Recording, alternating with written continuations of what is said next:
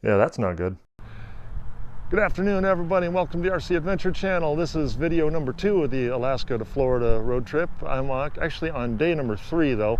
Yesterday and all this morning can pretty much be summed up with pristine wilderness, frost heaves, and an uneventful Canadian border crossing. But yeah, now I am in the city of Whitehorse, which is in Canada's Yukon Territory.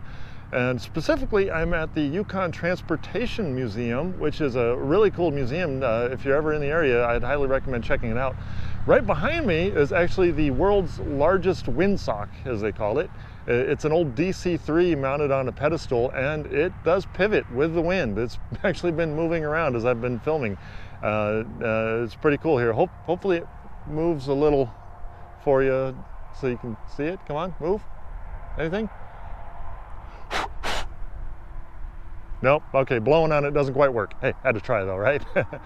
But hey, enough of me talking. Let's go on inside, see what we got.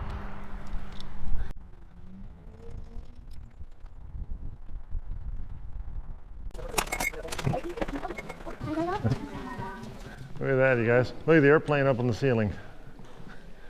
That's a big bush plane, huh? Yeah, up there, Anchorage. Now we're right here. And now we're right there. And we're going all the way over to about there. Yeah? What'd you find, Brian? A boat. Yeah, look at that. Big model boat. Now, I'm not sure how old this biplane is behind me, but boy, it looks like it just rolled off the showroom floor. Wow. That is in really good shape. They must still fly this one. Looks like they got a couple more projects here awaiting restoration. So what do you think happened to this airplane? Crashed into a tree. Why do you think that? Because I see a tree piece right there. A piece of a tree embedded there. I'd say it's probably more like this airplane crashed and then spent a long time sitting outside and that tree grew around it. And Nathan, check this out. This is the old way of making your own kayak. A couple years ago we made our own wooden canoe using the stitch and glue technique. So this is a slightly different version of stitch and glue, probably seal skins stitched together. Yeah, it's probably not that old. It's probably a newer reproduction. Got a wood frame in there.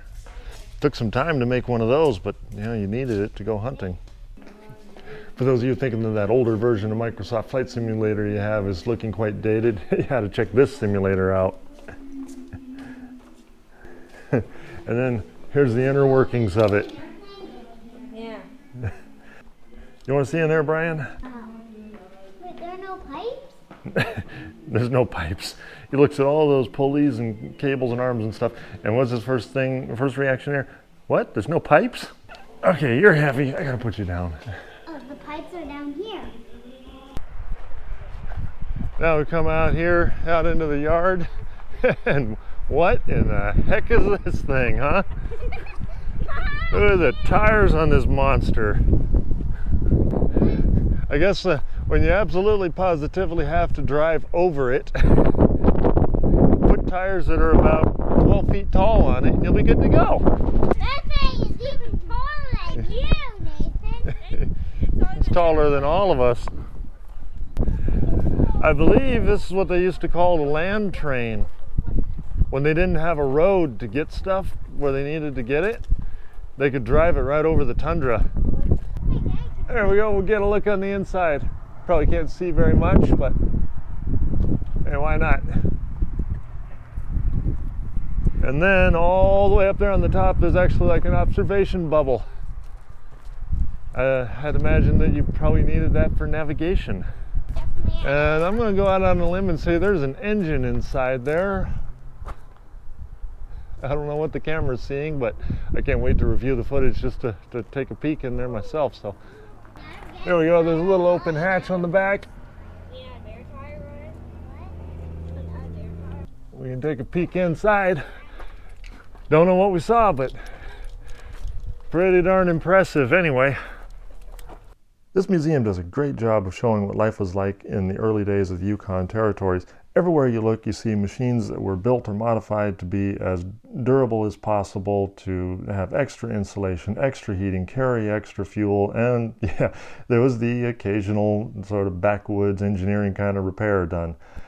Because if you didn't bring parts with you, then you had to make do without. And all of that tells me that the people that lived here in those days must have been incredibly tough and incredibly resourceful to have built the foundation of the city that we see today.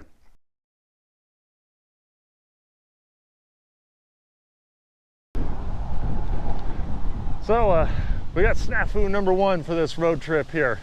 We're going down the road and I noticed that my brake controller remote was flashing between short and overload and stuff like that. And I tested the brakes and they weren't working, so I pulled over, started looking around, and got up underneath the trailer, and here's what I found. So this little mess right here is the wiring for the electric brakes, and what probably happened is we were going over one of those frost heaves and it got pinched between the suspension and the frame, which doesn't really have a whole lot of travel on this trailer.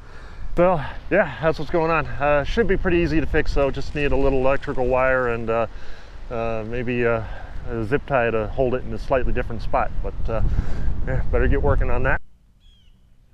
Hey, it's future me here with a little better explanation as to exactly what happened. So it's like this. Previous summer, my family and I took a road trip up to the Arctic Circle, and on the way back we hit what I would describe as a pothole personally created by Satan for the sole purpose of ruining my day, which is exactly what happened when we hit the thing and destroyed the entire suspension on the trailer. I was able to patch it up enough to get it back home, took it to the most reputable repair place in Anchorage, and they replaced the entire suspension. I had to weld new parts onto the frame and everything. It really made a mess out of things.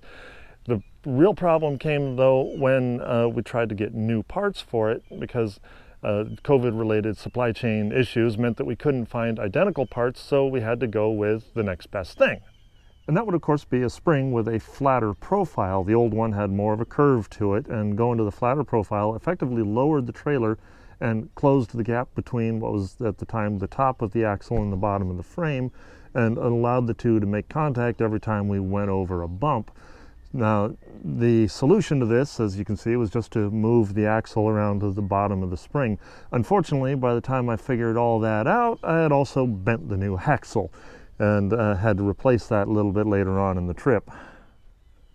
So yeah, not exactly the kind of fun I was looking forward to having on this trip, but yeah, it is what it is. Got to roll with the punches and get on with the show.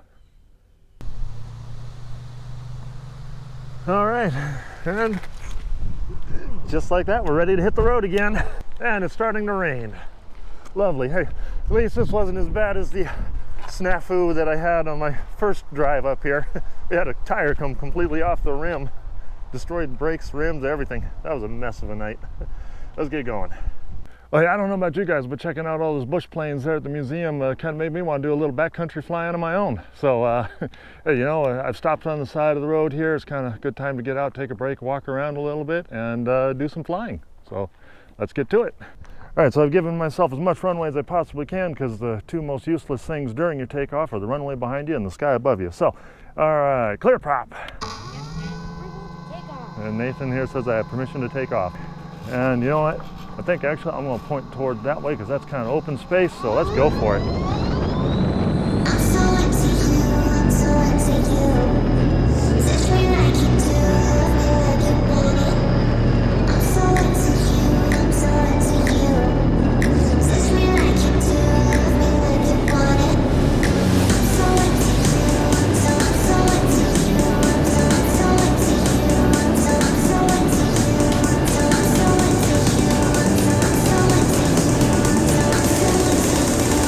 This way